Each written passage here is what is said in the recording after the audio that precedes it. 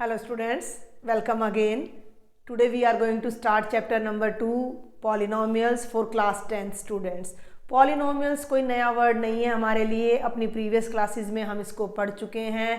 Class 9th में भी आपका पॉलिनोमियल्स का चैप्टर आ जाता है जहां आप पॉलिनोमियल्स इन वन वेरिएबल पढ़ते हो. क्लास 8th में भी बेसिकली स्टार्टिंग आपकी कहां से हो जाती है, जब आप अपनी 7th 8th क्लास में अलजेब्रिक एक्सप्रेशंस देखते हो.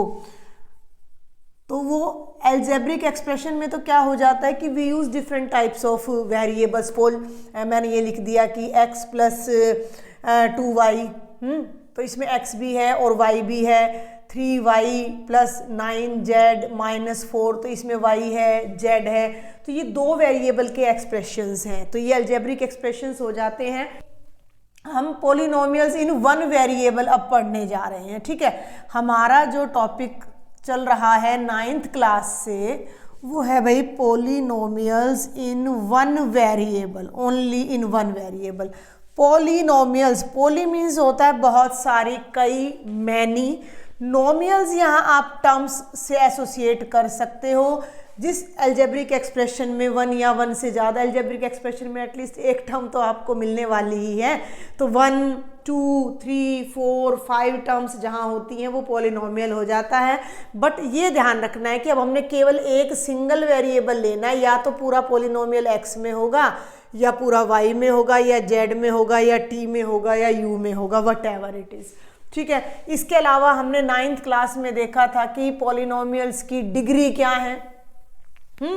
पॉलिनोमियल्स की डिग्री क्या है, टर्म्स के अकॉर्डिंग पॉलिनोमियल्स के नेम क्या हैं, और उन पॉलिनोमियल्स की किसी पर्टिकुलर पॉइंट पर वैल्यू भी हमने क्लास 9th में फाइंड करनी सीख ली थी. तो उसका जल्दी से एक रीकैप हम यहाँ पर लेंगे. पॉलिनोमियल्स मैं यहाँ बेसिकली x में ही लेकर चल रही हूँ. मैंने वेरिएबल चूज कर लिया है x, और x वेरिएबल में अब कुछ पॉलिनोमियल्स मैं यहाँ राइट करने जा रही हूँ. बिल्कुल सिंपल. स्टार्टिंग में मैं अगर केवल x को ही लेती हूँ तो this is a monomial. Single term है, सिंगल टर्म है, सिंगल टर्म है, तो ये मोनोमियल हमारा कहलाता था. आप याद कर लें 9th क्लास से. केवल x स्क्वायर ले लिया, ये भी मोनोमियल है. 3x क्यूब ले लिया, ये भी मोनोमियल है. 5x⁻10 ले लिया, ये भी मोनोमियल है. मीन्स वो पॉलिनोमियल जिनमें केवल एक टर्म होती है वो मोनोमियल कहलाते हैं. जिनमें 2 टर्म्स होती हैं, x plus 7, x² plus x, 3x cube minus 4x square, तो ये हमारे होते थे बेटा बाइनोमियल्स. ठीक है, 3 टर्म्स हैं, x² प्लस x प्लस 5, तो ये हमारे हो जाते थे ट्राइनोमियल, एंड सो ऑन. ठीक है, लेकिन लेकिन लेकिन इनके और भी नाम हैं. जो बाइनोमियल हैं, जो मोनोमियल हैं, जो ट्राइनोमियल हैं, ये जो नाम दिए हैं ये टर्म्स के अकॉर्डिंग दिए हैं. अब हम इनकी नेमिंग देखेंगे इनकी पावर के अकॉर्डिंग. तो एक बार शुरू से फिर से एक बार मैं एक एग्जांपल यहाँ राइट में लेके देखती हूँ, फिर इनको भी मैं साथ साथ डिस्कस करूँगी. कि सबसे पहले तो मैं आपको एक जनरल पॉलिनोमियल अगर लिखकर दिखाती हूँ, तो ये a0 x⁻n, a1 x⁻n minus 1, a2 x⁻n minus 2, और आप ले लीजिए भाई an माइनस 1x और प्लस an. यहाँ ये हमारा एक जनरल पॉलिनोमियल हो जाता है. n1 हो सकता है, 2 हो सकता है, 3 हो सकता है, 10 हो सकता है, कुछ भी हो सकता है, with condition that a0 should not be equal to 0. ठीक है भाई, अब मेरी बात को सुनो ध्यान से. ये जो नाम है मोनोमियल, बाइनोमियल, ट्राइनोमियल, ये नाम है टर्म्स के अकॉर्डिंग. अभी हम इनके नाम देखेंगे इनकी डिग्री के अकॉर्डिंग. ठीक है, ये मोनोमियल है, एक ही टर्म है और इसकी हाईएस्ट डिग्री 1 है. एक ही टर्म है, हाईएस्ट डिग्री 2 है. एक ही टर्म है, हाईएस्ट डिग्री 3 है. एक ही टर्म है, हाईएस्ट डिग्री 10 है. 2 टर्म्स हैं, हाईएस्ट डिग्री 1 है. 2 टर्म्स हैं, हाईएस्ट डिग्री 2 है. 2 टर्म्स है लेकिन हाईएस्ट डिग्री 3 है. 3 टर्म्स है लेकिन हाईएस्ट डिग्री 2 है. ठीक है। अब हम डिग्री के अकॉर्डिंग, और इनके कोफिशिएंट्स भी आप देख चुके हो अपनी प्रीवियस क्लास के अंदर, तो पहले तो मैं डिग्री के अकॉर्डिंग आपको अब इनके नाम बताती हूँ। अगर किसी भी पॉलिनोमियल की हाईएस्ट डिग्री 1 हो, ये है x प्लस 7, तो वो हमारा कहलाता है लीनियर पॉलिनोमियल। चलिए यहीं से हम स्टार्ट करते हैं। अब एक बार इनको मैं रब कर देती हूँ। अभी आप सबसे पहले टाइप्स ऑफ पॉलिनोमियल को डिग्री के अकॉर्डिंग देखेंगे, तो सबसे पहले मेरा आ जाता है लीनियर पॉलिनोमियल, एक ऐसा पॉलिनोमियल जिसकी हाईएस्ट पावर 1 हो, ठीक है, जिसकी हाईएस्ट पावर 1 हो। For example x plus 5, polynomial को 9th क्लास में हमने देखा था p ऑफ x से आप डिनोट करते थे, तो ये x प्लस 5 आ गया। मैं इस p ऑफ x को y सपोज कर लूँ तो y आ गया x प्लस 5। अगर मैं इसका ग्राफ ड्रॉ करना चाहूँ, लॉजिक को समझना, x को मैंने 0 लिया तो y 5 आ गया, x को 1 लिया तो 6 आ गया, x को 2 लिया तो 7 आ गया। नंबर लाइन पर आप इसको अगर प्लॉट करते हो, ध्यान देना मेरी बात पर, 1 2 3 4 5 6 और ये आ जाएगा 1 2 3 4 5 6 7, तो 0 5 1 6 और भाई 2 7, तो ये जब आप इनको ज्वाइन करोगे तो you will get a straight line. बहुत ध्यान से सुनना, पावर 1 है तो आपको एक लाइन मिल रही है, इसीलिए इसको लीनियर पॉलिनोमियल बोला जाता है, क्योंकि उसका ग्राफ एक लाइन आ जाता है। क्लियर? तो ये आपने ध्यान रखना है कि जिस पॉलिनोमियल की हाईएस्ट डिग्री 1 हो वो लीनियर पॉलिनोमियल कहलाएगा। इसकी जो स्टैंडर्ड फॉर्म होगी वो ax की फॉर्म में होगी, जहां a नॉन जीरो आपका होना चाहिए। ए नॉन जीरो क्यों होना चाहिए भाई? ए 0 हो गया तो ये पूरा पॉलिनोमियल ही 0 हो जाएगा, तो x की पावर 1 तो नहीं रहेगी ना।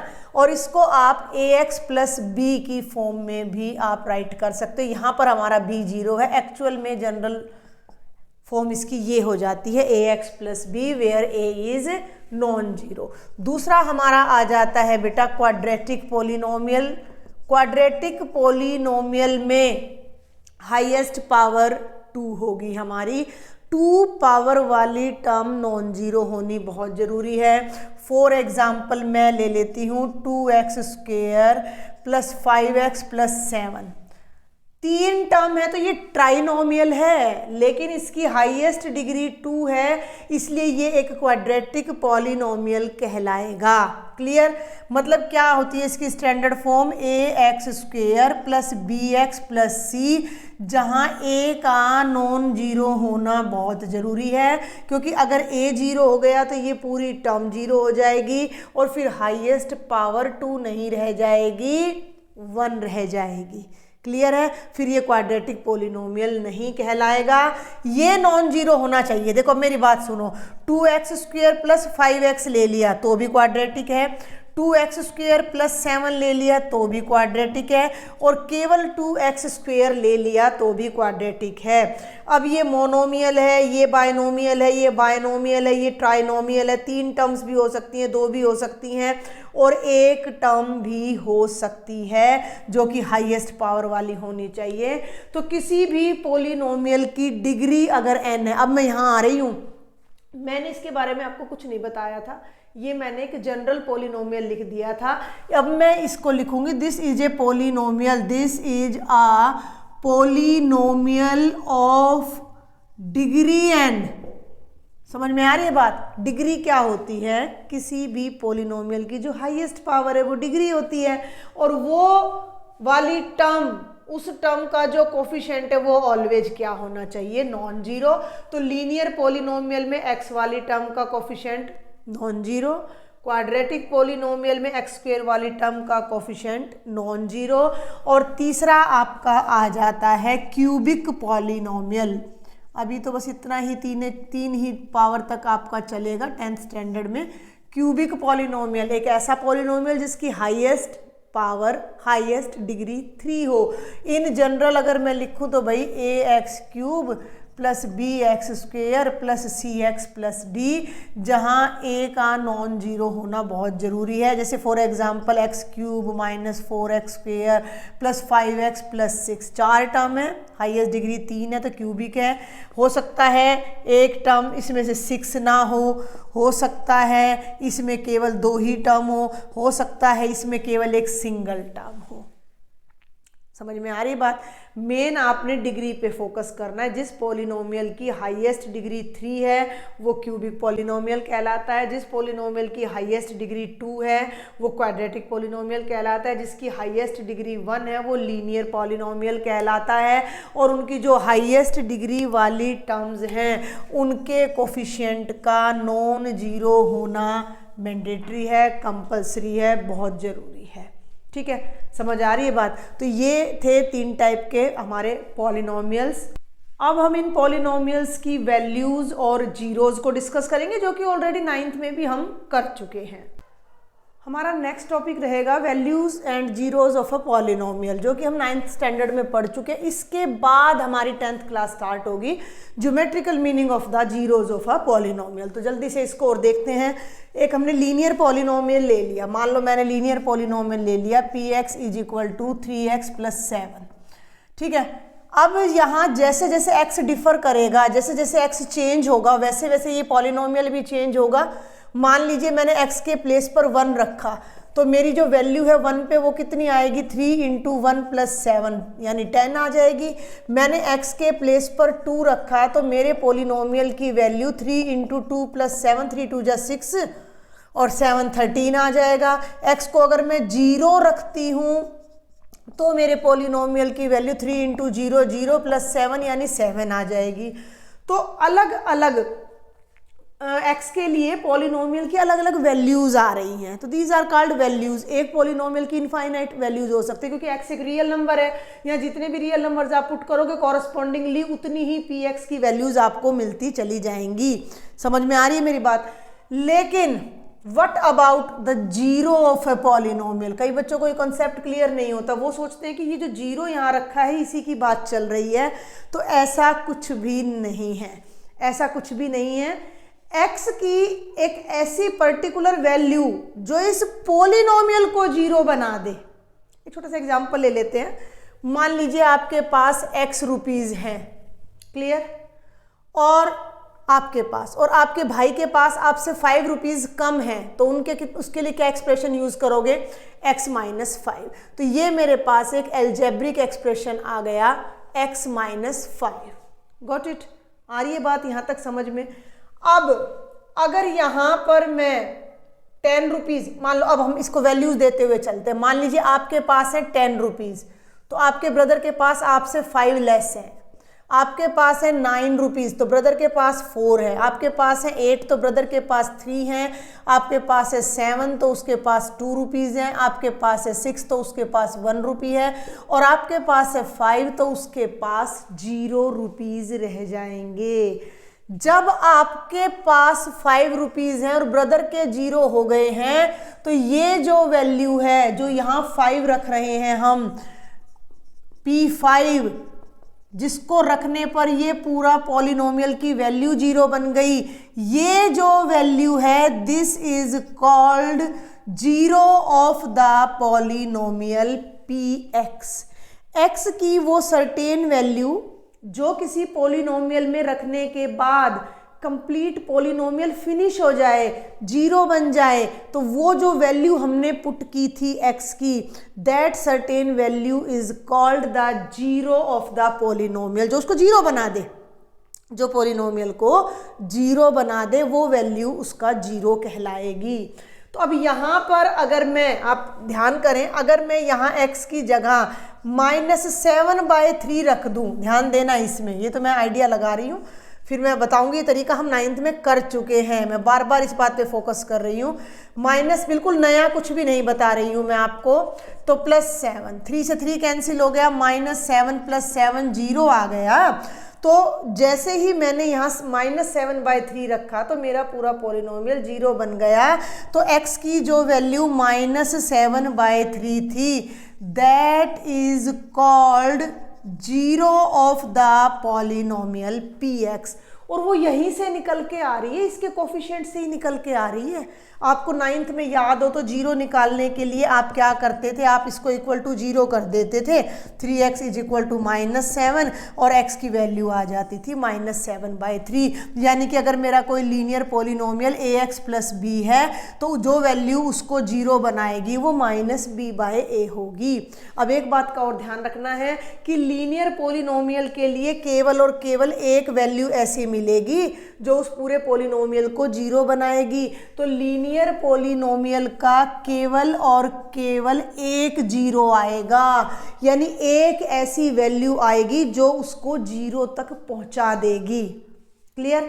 ये सब बातें 9th में आपने की थी, आपको पॉलिनोमियल्स दिए गए थे, आपने वैल्यूज़ निकाली थी, आपने वो वैल्यूज़ भी चेक की थी जो पॉलिनोमियल को जीरो बना रही हैं, और आपने उनके जीरो फाइंड भी किए थे लीनियर पॉलिनोमियल्स के। याद कर लें 9th क्लास में इस तरह के क्वेश्चंस थे आपके पास।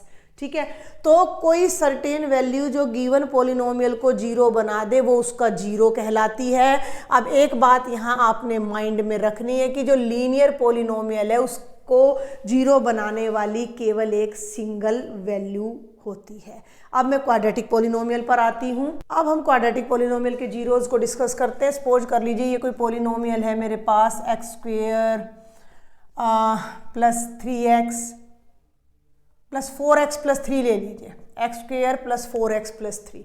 x के अलग अलग वैल्यूज़ रखोगे तो पॉलिनोमियल के अलग अलग वैल्यूज़ यहाँ आपके पास आ जाएंगे। x के प्लेस पर मैं 0 रखूँगी तो ये बनेगा 0 प्लस 0 प्लस 3 यानी 3 आ जाएगा। 1 रखोगे तो ध्यान देना 1 का स्क्वायर 1 प्लस 4 प्लस 3 8 आ जाएगा। ठीक है, और अगर मैं यहाँ -1 रखूँ तो -1 का square 4 into -1 plus 3, 1 minus 4 plus 3, 3 plus 1 4 और 4 में से 4 गया 0 आ जाएगा। अगर मैं यहाँ -3 रखती हूँ, ध्यान देना, तो -3 का स्क्वायर 4 इंटू -3 -12 प्लस 3, ये हो गया 9 माइनस 12 प्लस 3, 9 और 3 12 में से 12 माइनस करोगे 0। जैसे ही मैंने -1 रखा मेरा पॉलिनोमियल 0 बन गया, जैसे ही मैंने -3 रखा मेरा पॉलिनोमियल 0 बन गया। अब आप चाहे यहाँ कितनी भी वैल्यूज़ रख लीजिए, बाकी पर ये बिल्कुल भी 0 नहीं बनने वाला है। ठीक है, और जब भी आप इस तरह के पॉलिनोमियल्स का ग्राफ खींचोगे, इस तरह के पॉलिनोमियल्स का, तो आपको दो ही तरह की शेप्स यहाँ पर मिलती हैं। कुछ इस तरह की शेप्स आपको मिल जाएंगी, ये पैराबोलाज हमारे कहलाते हैं।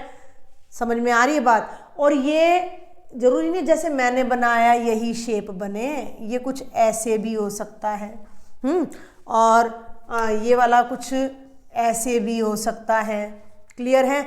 समझ में आ रही है मेरी बात? तो ये जो क्वाड्रेटिक पॉलिनोमियल है, क्वाड्रेटिक हम बात कर रहे हैं क्वाड्रेटिक पॉलिनोमियल की, तो इसकी एट मोस्ट, ध्यान देना मेरी बात पर, इधर लिख देती हूँ, एट मोस्ट ज़्यादा से ज़्यादा 2 जीरोज होंगी, क्योंकि बहुत सारे ऐसे पॉलिनोमियल्स भी हो सकते हैं जो किसी भी वैल्यू पर 0 ना बने। ऐसे बहुत से पॉलिनोमियल हो सकते हैं जिन क्वाड्रेटिक पॉलिनोमियल जिनके लिए हमें कोई भी 0 ना मिले, तो ये आपने ध्यान रखना है। और ऐसे ही अब मैं डायरेक्ट आपको बताने जा रही हूँ क्यूबिक पॉलिनोमियल की। अगर आप कोई भी क्यूबिक पॉलिनोमियल लोगे तो उसकी एटमोस्ट ज़्यादा से ज़्यादा क्यूबिक पॉलिनोमियल की 3 वैल्यूज़ ऐसी होंगी। एटमोस्ट का मतलब सुन लो कि हो सकता है एक भी ना हो, एटमोस्ट 3 जीरोस।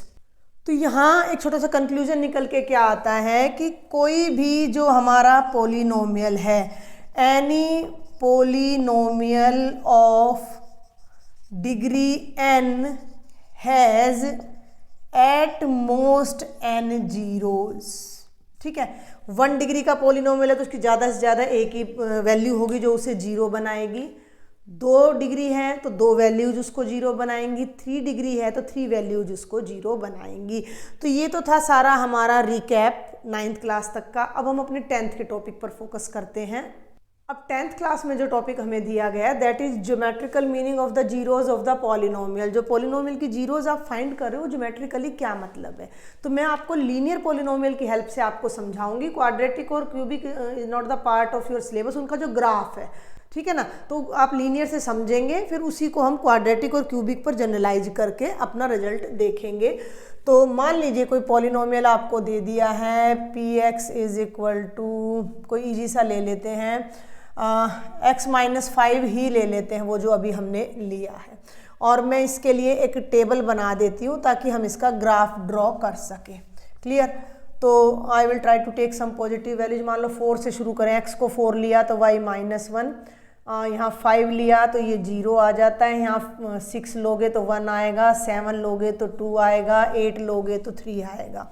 अब आप यहाँ पर इसका ग्राफ ड्रॉ करें। ये x एक्सिस, y एक्सिस पर वैल्यू 3 तक जा रही है, x पर 8 तक, 1 2 3 4 5 6 7 8 9 10, ठीक है, 1 2 3 4 7 8 9 10, और ये भी हमारा नेगेटिव पॉजिटिव दोनों जा रहा है। तो y axis, this is our y dash, -1 -2 +1 2 3 4 5, x4 y -1, तो ये पॉइंट आ जाता है x5 y 0, तो ये पॉइंट आ जाता है x6 y 1, तो ये कुछ यहाँ आ जाता है, ठीक है, स्केल नहीं ले रही हूँ मैं, x7 y 2। तो इनको जब आप ज्वाइन करोगे तो you will get a straight line, ठीक है। और आप थोड़ा सा अब ध्यान दो कि यहाँ पर ध्यान देना, इसको मैं डिस्कस कर चुकी हूँ। ये आपकी अमाउंट थी, x-5 आपके ब्रदर की अमाउंट थी। जब आपके पास 5 रुपीज़ है तो इन दैट केस आपके ब्रदर की अमाउंट 0 बन रही है, ठीक है, आपके ब्रदर की अमाउंट इन दैट केस 0 बन रही है। जब मैं यहाँ 5 पुट कर रही हूँ तो वो मुझे 0 रिजल्ट दे रहा है, यानी 5 वो वैल्यू है जो इस पोलिनोमियल को 0 बना रही है। x की वैल्यू जो 5 है वो इस पोलिनोमियल का 0 है। x is equal to 5 is the 0 of polynomial px, और x इज इक्वल टू 5 यहाँ है, और पोलिनोमियल क्या है, y है भाई, ये x है तो y इस पे टोटली डिपेंड ही तो कर रहा है ना, ये y है। तो जब x 5 था तो y 0 बन गया, तो ये यहाँ पर इंडिकेट हो रहा है। तो ये वो पर्टिकुलर पॉइंट है जो पोलिनोमियल का 0 है, यानी जो x की ये वाली वैल्यू है वो इस पोलिनोमियल को 0 बना रही है। एंड एट दैट टाइम जो पोलिनोमियल का ग्राफ है वो x एक्सिस को वहीं पे काट रहा है जहाँ ये 0 बन रहा है। एक और छोटा सा ले लेते हैं एग्जाम्पल। मान लो मैंने ले लिया 2x + 3, हाँ, px is equal to 2x + 3, ध्यान देना, तो ये x ले लिया और ये px ले लिया। x को 0 लेंगे तो 3 आएगा, 1 लेंगे तो 5 आएगा, 2 दूनी 4 लोगे तो 7 आएगा, और x को अगर -1 लोगे, -1 रखो तो 3 - 2 1 आ जाएगा। अब ध्यान देना, x को -1/2 ले लो, -1/2 नहीं, -3/2 ले लो, तो ये 0 आ जाएगा। अब मैं इसको भी यहाँ प्लॉट करके जल्दी से आपको दिखाती हूँ। ये हो गया -1 -2 1 2 3 4, तो ये देखो भाई 1 2 3 4 5, तो 0 पे 3, 1 पे 5 यहाँ जाएगा, 2 पे 7 आगे जाएगा, -1 पे x -1 है तो y हमारा 1 है, ध्यान देना, और x -3/2 है तो y हमारा 0 बन रहा है, तो यहाँ आ जाएगा। अब इसको ना आप स्केल से जब मिलाओगे you will get a straight line, और वो स्ट्रेट लाइन यहाँ पर x एक्सिस को कट कर रही है। तो ये पॉइंट कितना है, -3/2 है, और ये हमारे पोलिनोमियल के 0 को रिप्रेजेंट करता है, क्योंकि हमारा पोलिनोमियल -3/2 रखने के बाद ही 0 बन रहा है। समझ में आ गई बात? बिल्कुल सिंपल है, न्यूमेरिकल्स तो 1 ही मिनट में चुटकी बजाते ही हो जाएंगे। तो हमने दोनों ग्राफ में क्या एनालाइज किया कि जिस पॉइंट पर x की जिस वैल्यू पर हमारा पोलिनोमियल 0 बनता है उस वैल्यू पर हमारा ग्राफ x एक्सिस को कट करता है। Got it? समझ में आई बात? अब इसी को हम क्वाड्रेटिक पे देखते हैं। एक बहुत सिंपल सी क्वाड्रेटिक पोलिनोमियल मैं यहाँ ले लेती हूँ। मैंने ले लिया px is equal to x² -2। ठीक है, थोड़ा सा बस मैं इसका आइडिया दूंगी क्योंकि quadratic is not the part of your syllabus कि उसका ग्राफ आपको ड्रॉ करना पड़े, फिर भी मैं जल्दी से थोड़ा सा आपको बताऊंगी। ठीक है, तो 2 की जगह ना 4 ले लो, थोड़ा आसानी रहेगी आपको यहाँ करने में। x को 0 रखो तो ये वैल्यू -4 आएगी, x को 1 रखो तो -3 आएगी, x को 2 रखोगे तो ये 0 आएगी। ध्यान देना, x को -1 रखो तो 1 आएगा, फिर -3 आएगा, और x को -2 रखोगे तो ये फिर से 0 आएगा। इसका ग्राफ ड्रॉ करने की हम कोशिश यहाँ करते हैं। -1 2 3 4 1 2 3 4 5 2 3 4 5। देखो भाई x 0 है, y -4 है, -1 -2 -3 -4, ये है -4। ठीक है, पॉइंट्स लिखने की ज़रूरत है क्या मुझे? 1 2 3 4 5 -1 -2 -3 और ये आ गया 1 2 3 4 5। x1 y -3, भाई ध्यान देना, x1 y -3, x2 y 0, x -1 y -3 और x -2 0। थोड़ा सा मैं आपको पहले ही बता चुकी हूँ, इस तरह की शेप आपको मिलेगी। दीज आर कॉल्ड पैराबोला, जो आपकी 11th क्लास में इंट्रोड्यूस होते हैं, इसलिए ये आपके सिलेबस में अभी नहीं है, बट आपका ग्राफ का आप आइडिया यहाँ ले सकते हो। अब ये जो पर्टिकुलर पोलिनोमियल है, मैंने बता दिया था कि क्वाड्रेटिक पोलिनोमियल के एट मोस्ट 2 जीरो बनेंगे। तो तुम देख सकते हो कि यहाँ पे 0 बन रहा है और यहाँ पे 0 बन रहा है, तो यहाँ पे ये x एक्सिस को काट रहा है और यहाँ पे ये वाला ग्राफ x एक्सिस को 2 वैल्यूज पे कट कर रहा है। तो इस पोलिनोमियल के 2 जीरोज हैं। एक और ग्राफ लेती हूँ मैं, ओनली x² ले लिया मैंने, तो जब आप इसको प्लॉट करोगे तो ये बनेगा। ये केवल एक ही पॉइंट पे टच कर रहा है, 0 पे कट करके जा रहा है, तो इसका केवल एक ही 0 बनेगा। ध्यान देना, मैं बात को बार बार कह रही हूँ, किसी भी पोलिनोमियल का ग्राफ x एक्सिस को जितने पॉइंट्स पर कट करता है उतने ही उस पॉलिनोमियल के जीरोज होते हैं। ये है geometrical meaning of the zeros of the polynomial. Graphical meaning भी आप इसको कह सकते हो कि ग्राफ ड्रॉ करने में कितना मदद करेंगे ये जीरोज हमें। जब हम हायर क्लासेस में जाते हैं वहाँ ग्राफ ड्रॉ करने पड़ते हैं, तो जीरोज से हमें हेल्प मिल जाती है कि वो एक्स एक्सिस को कहाँ कहाँ से काटता हुआ जाएगा, और ग्राफ की हेल्प से हमें जीरोज मिल जाती हैं। जीरोज से ग्राफ मिल जाता है, ग्राफ से जीरोज मिल जाते हैं हमें। तो अब ये केवल एक ही जगह टच कर रहा है, और कोई ग्राफ ऐसा भी हो सकता है, देखो मान लो मैं ले लूँ x² + 5, तो ये ग्राफ ना अलग कलर में यूज़ करती हूँ, ब्लैक लेते हैं। ये जो ग्राफ है ना, ये ऐसे जाएगा। ये वाला ग्राफ एक्स एक्सिस को कहीं भी टच नहीं कर रहा, तो इस वैल्यू की कोई भी जीरो नहीं है। भाई देख लो ना, खुद ही देख लो, x² = 5 है, x की जगह कोई भी वैल्यू रखो, कभी भी माइनस की नहीं आएगी, माइनस की नहीं आएगी। तो 5 में से जब माइनस होगा ही नहीं कुछ, तो ये 0 कभी भी नहीं बनेगा। x² + 5 कभी भी 0 के इक्वल हो ही नहीं सकता, क्योंकि it is a positive quantity, it is a positive quantity, positive plus positive ने पॉजिटिव ही रहना है। तो 3 मैंने आपको क्वाड्रेटिक पोलिनोमियल यहाँ दिखाए हैं। पहला पोलिनोमियल का ग्राफ एक्स एक्सिस को 2 जगह कट करता है, तो इसके 2 जीरोज हैं। दूसरा ग्राफ एक्स एक्सिस को एक ही जगह कट करता है, तो इसका 1 जीरो है। और तीसरा ग्राफ एक्स एक्सिस को कहीं भी कट नहीं कर रहा, तो 9 जीरो हैं। तो इट मीन्स क्वाड्रेटिक पोलिनोमियल के एट मोस्ट 2 ही जीरोज होते हैं। और इसी तरह क्यूबिक पोलिनोमियल, क्यूबिक का ग्राफ नहीं है आपके सिलेबस में, ये मैंने ऐसे ही दिखा दिया।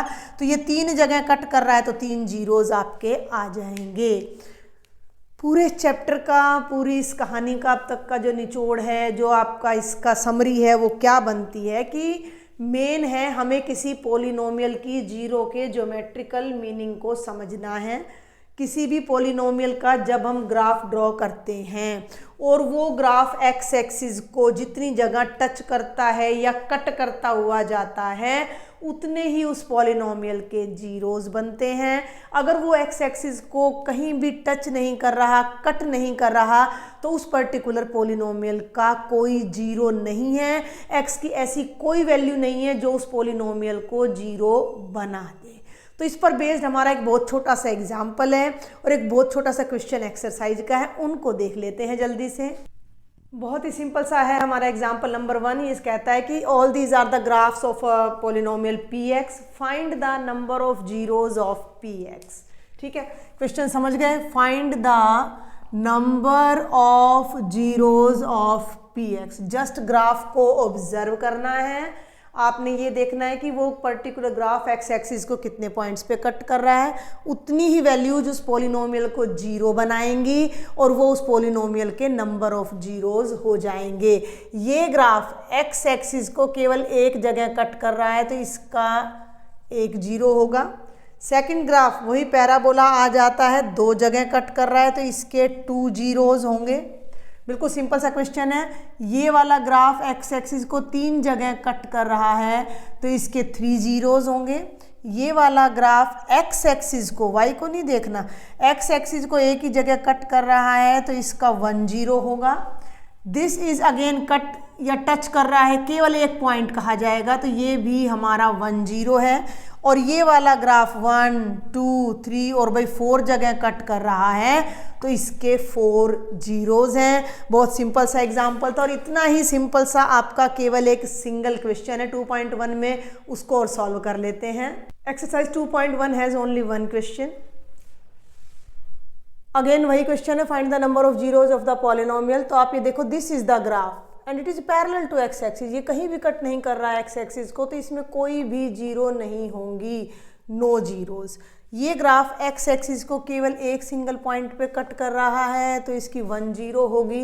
ये वाला ग्राफ एक्स एक्सिस को ये देख लो 1 2 और 3 पॉइंट्स पे कट कर रहा है तो 3 जीरोज। फेयर में आपने ऐसे मार्क नहीं करना है। ये 2 पॉइंट्स पे कट कर रहा है तो 2 जीरोज हैं। ये देखो 1 2 3 और 4 पॉइंट्स पे कट कर रहा है तो इसमें 4 जीरोज हैं। एंड दिस वन इज 1, ये यहाँ टच कर रहा है तो भी 1 सिंगल पॉइंट और ये 2, तो 1 2 3 तो इसके 3 जीरोज हैं। तो this was all about your exercise 2.1। I hope ये लेक्चर आपके लिए बेनिफिशियल रहेगा। फिर भी कोई डाउट है, do right me in the comment box, join me on the Telegram. Thank you.